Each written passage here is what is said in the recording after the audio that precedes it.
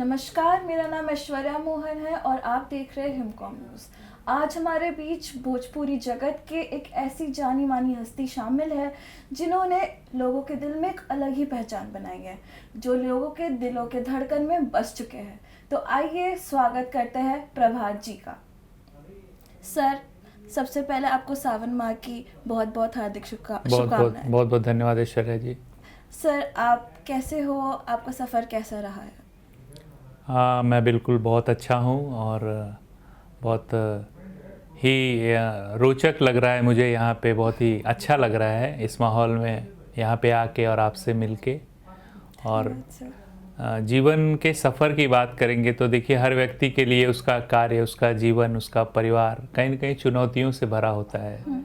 समस्या मैं नहीं कह सकता, समस्या कहूँगा तो शायद वो एक्सक्यूज़ हो जाएगा। मैं चुनौतियों को समस्या कहना अनुचित समझता हूँ।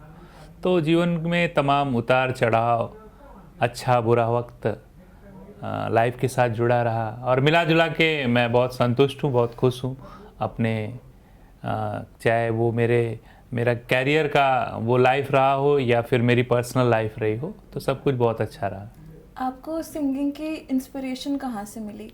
देखिए, मेरा सिंगिंग का कोई बैकग्राउंड तो नहीं था। मेरा परिवार बहुत ही शिक्षित और बड़ा संभ्रांत परिवार रहा है। मेरे बाबूजी वो मुंबई में म्यूनिसिपल कॉरपोरेशन बीएमसी जिसको कहा जाता है, जिसको सरकारी टीचर थे मेरे पिताजी। तो और भी परिवार में लोग प्रोफेसर, मतलब मेरा परिवार मूल रूप से देखा जाए तो शिक्षा जगत से जुड़ा हुआ था, एजुकेशन रिलेटेड लोग थे। और मैं भी 2 साल का, लगभग 2.5 साल का मैं था तभी मैं पिताजी के साथ मुंबई गया 87-88 में। और मैं मुंबई ही रहने लगा। तो मेरी जो प्रारंभिक शिक्षा, जो मेरी बेसिक एजुकेशन, वो पिताजी के सानिध्य में ही उनके स्कूल में 1ली से 7वीं तक, 1st to 7th क्लास मैंने वहाँ पे पढ़ाई की। और उसके बाद फिर मैं वहाँ से दूसरे स्कूल में मैं माइग्रेट हुआ। वहाँ से मैंने 10th पास की। फिर मैं कॉलेज में गया, ठाकुर कॉलेज, जो कि मुंबई का एक जाना माना कॉलेज है। वहाँ से मैंने 12th की। फिर आगे यूनिवर्सिटी से ग्रेजुएशन किया। इस तरीके से शिक्षा का जो समय था, इस तरीके से पास आउट हुआ, बीता।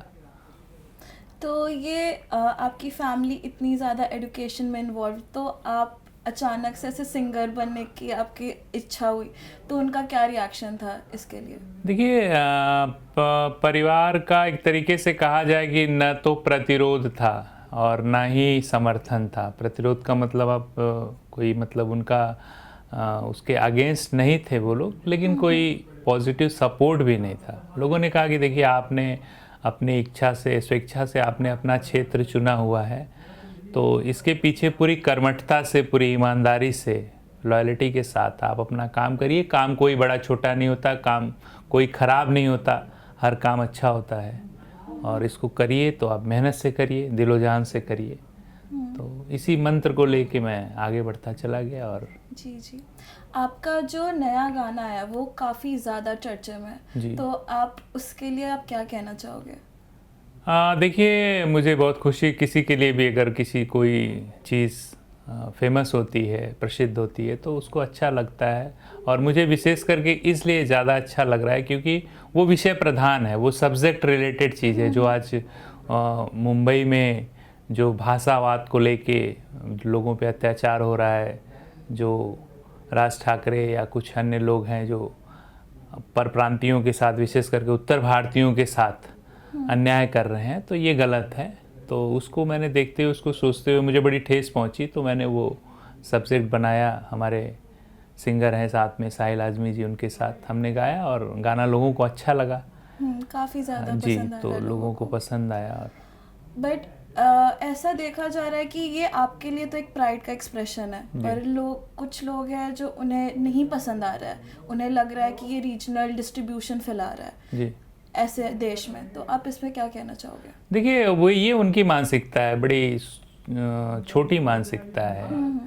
और मैं इसको कोई बहुत बड़ा विषय नहीं मानता कि ये कोई सब्जेक्ट है, इसके पीछे हो हल्ला करने का, चिल्लाने का जो है ना। कर आप जो रहे हो वो गलत है।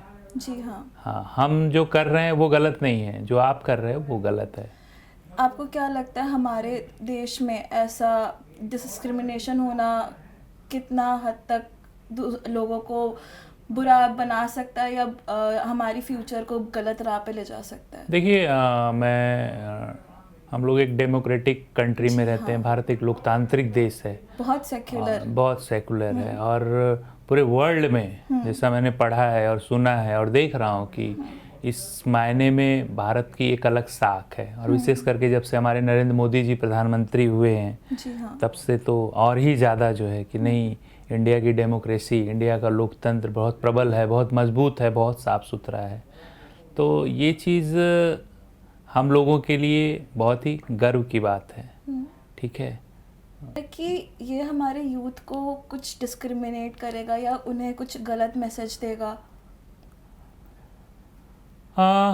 यूथ की बात करेंगे आप तो गलत और सही, हमारा यूथ, जो हमारे इंडिया का यूथ है, वो इतना सक्षम है, इतना कैपेबल है कि वो अपना अच्छा बुरा सोच समझ सकता है। और उसको साथ साथ इस देश में उसको इतनी आज़ादी है कि वो अपना अच्छा और बुरा चुन भी सकता है। तो ये तो उनके ऊपर डिपेंड करता है कि वो अच्छाई को ग्रहण करते हैं या बुराई को ग्रहण करते हैं, उस रास्ते पे जाते हैं, इस रास्ते पे जाते हैं। हाँ। तो अगर आप सिंगर ना होते तो अब क्या होते? मैं सिंगर नहीं होता तो बेसिकली मैं इंजीनियर होता। इंजीनियर? जी। अच्छा, क्यों? आपकी रुचि उसमें थी?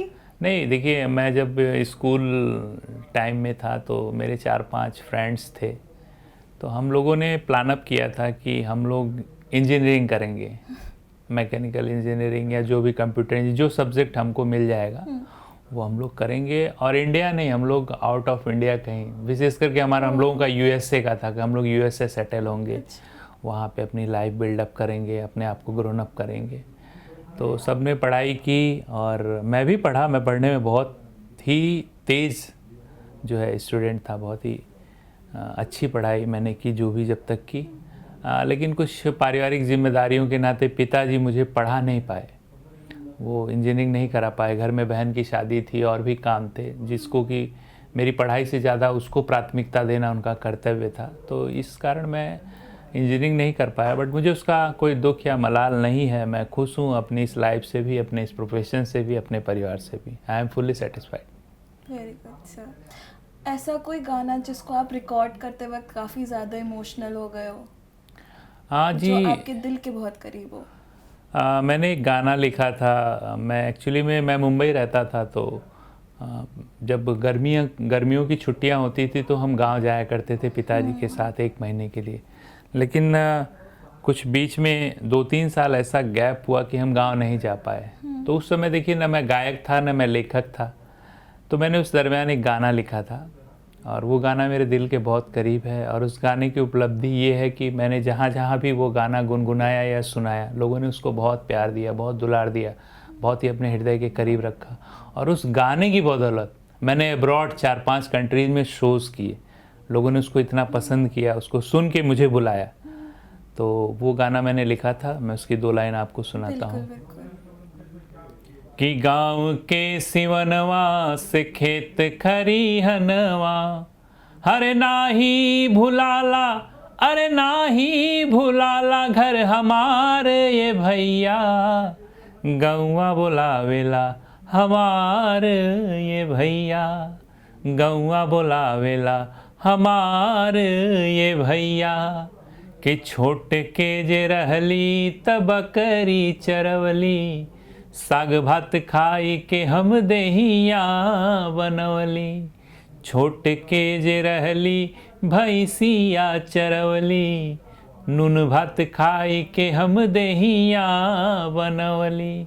हमरा के वही देश ले चल पवनवा, हमरा के वही देश ले चल पवनवा, वही शीतल छहिया वही निर्मल गगनवा।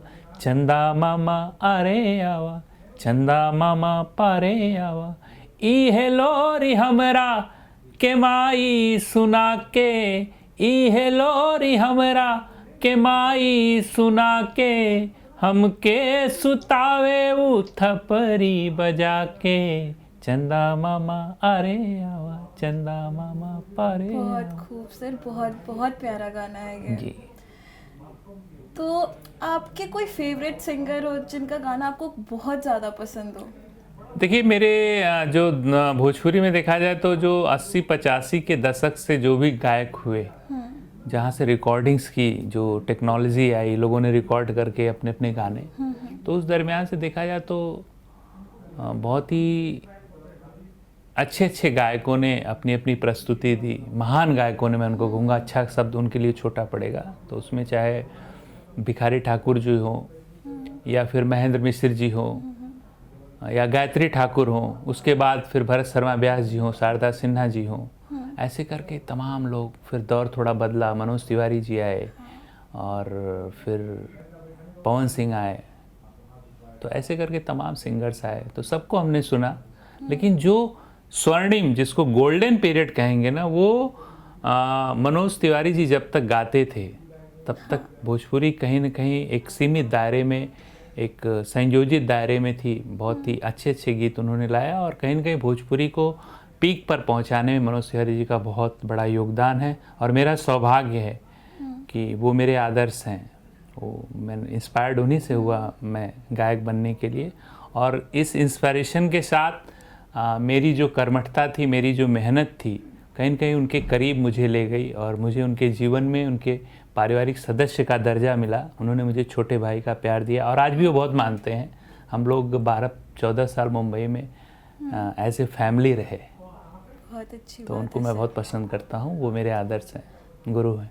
हाँ, मैं भी मिली थी मनोज सर से, वो बहुत डाउन टू अर्थ, बहुत हम्बल है, बहुत ज़्यादा ही अच्छे हैं सर। बहुत सारे लोग ये बोलते हैं कि भोजपुरी सॉन्ग की इंडस्ट्री काफ़ी ज़्यादा वल्गर है, या उनको समझ नहीं है कि कैसे गाने बनाने चाहिए, तो आप इसमें क्या कहते हैं? देखिए बिल्कुल सही बात है। जो 2008-10 से जो दौर शुरू हुआ भोजपुरी का, में से कुछ सिंगर्स आए जिनका मैं नाम नहीं लेना चाहूँगा, जो आज अपने आप को mega star, super star, power star क्या क्या लिखते हैं, तो इन लोगों ने मार्केट को बहुत ही गंदा किया। और इसके पीछे अगर 75% जिम्मेदार हैं तो वो हमारे मेकर्स हैं। मैं ऑडियंस को 25% जिम्मेदार मानता हूँ, क्योंकि आप कोई चीज़ जब प्रोड्यूस नहीं करोगे तो उसको कैसे कोई देखेगा। तो ये लोग व्यूज़ के लालच में, व्यूज़ के पीछे पैसे के लालच में, इन लोगों ने बड़ी अश्लीलता, बड़ी अभद्रता परोसी, ठीक है। और हमारी जो यूथ है, जो हमारे यूपी बिहार के युवा हैं, ज़्यादातर जो बेरोज़गार हैं या कम पढ़े लिखे हैं, मोबाइल का दौर है, आज सबके मोबाइल में डाटा होता है, सबके पास एंड्रॉयड फ़ोन या फिर जो भी टीवी हो गए, इंटरनेट के माध्यम हो गए, तो इसका लोगों ने भरपूर उपयोग किया उस चीज़ को देखने के लिए, उसको पाने के लिए। तो इसका फ़ायदा मेकर्स ने उठाया। ये जो स्टार्स हैं या म्यूज़िक डायरेक्टर्स हैं, लिरिक्स राइटर्स हैं, इन लोगों ने अच्छा पैसा बनाया हमारे यूथ को बलगला के, गुमराह करके। तो ये सरासर गलत है, ये बहुत गलत हुआ इंडस्ट्री के साथ। और कहीं ना कहीं इसके नाते ही आज भोजपुरी इंडस्ट्री जिस ऊंचाई पर पहुंची थी, उतने ही तेज़ी से वो नीचे की तरफ भी आ रही है, आ चुकी है। मैं तो कहूँगा लगभग मामला ख़त्म है। अब डिजिटल का वो एल्बम्स वगैरह चल रहे हैं, फिल्में लगभग ख़त्म हो चुकी हैं, सभी स्टार्स अपने घर बैठे हुए हैं, वो ज़बरदस्ती अपने आप को स्टार्स कर रहे हैं। तो इसके पीछे सबसे ज़्यादा अगर कोई जिम्मेदार है तो ये मेकर्स हैं, ये वो सिंगर्स हैं जो कि इसको बनाते हैं। ऐसे कौन से बॉलीवुड एक्टर है जिनके साथ आप काम करना चाहोगे? बॉलीवुड एक्टर्स की बात करेंगे तो देखिए बॉलीवुड का भी ट्रेंड काफ़ी कुछ बदला है। अब तो सब कुछ देखा जाए तो प्रैक्टिकल ना होते हुए भी मैकेनिकल हो चुका है जी, बहुत ज़्यादा। और बॉलीवुड में काम करना इतना आसान नहीं है, लेकिन कहते हैं ना कि आदमी को हमेशा ऊंचा सोचना चाहिए, बड़ा सोचना चाहिए। तो मैं भी वैसे सोचता हूँ कि अगर मौका मिला तो ज़रूर कुछ एक गुणीजन हैं बॉलीवुड में जो अच्छा करते हैं, जैसे AR रहमान साहब हो गए, सलीम जावेद हो गए, ऐसे करके जो भी म्यूज़िक डायरेक्टर्स हैं, अनुराग कश्यप जी जो फिल्म मेकर हैं, इन लोगों के लिए हम काम, क्योंकि अच्छे सब्जेक्ट को, अच्छे थीम को, अच्छे थॉट को लेके ये लोग काम करते हैं। एक्टर्स में आप किसको चूज़ करेंगे? देखिए नए में तो मुझे कोई बहुत विशेष पसंद नहीं है, लेकिन पुराने एक्टर्स में मैं राजेश खन्ना जी को बहुत पसंद करता था, बहुत मानता था। वो अच्छा। बहुत मैं उनकी फिल्में देखता था। नए में तो सभी अच्छा कर रहे हैं, सभी अच्छे हैं, कोई विशेष उसमें कोई मेरी प्रायोरिटी नहीं है कि नहीं ये मेरे लिए अच्छा है। और नई फिल्में भी मैं कम देखता हूँ, ज़्यादातर अब वेब सीरीज़ वगैरह भी देखिए, हाल में ही पंचायत वेब सीरीज़ है, उसका सेकंड वर्जन भी है, तो ये मुझे ज़्यादा अट्रैक्ट करती है, मुझे ज़्यादा पसंद करती है। तो मैं लास्टली आप अपने फैंस को क्या मैसेज देना चाहेंगे? फैंस को मैं यही कहूँगा, अपनी ऑडियंस को, अपनी जनता जनार्दन को, कि अपने परिवार को प्यार करिए, अपने काम को प्यार करिए, और आपका जो एम है जीवन में उसको प्राथमिकता दीजिए। और किसी भी काम को, मैंने जैसे अपने इंटरव्यू में कहा कि काम कोई बड़ा या छोटा नहीं होता, काम काम होता है, उसको पूरी तन्मयता से, पूरी ईमानदारी के साथ आप करिए, तो निश्चित है कि एक न एक दिन ईश्वर आपकी ज़रूर सुनेगा, आपका ज़रूर साथ देगा, आपको ज़रूर सफलता मिलेगी, आप एक अच्छे मुकाम पे होंगे, ये मेरा वादा है। धन्यवाद सर हमारे साथ जुड़ने के लिए। जी प्रणाम, धन्यवाद।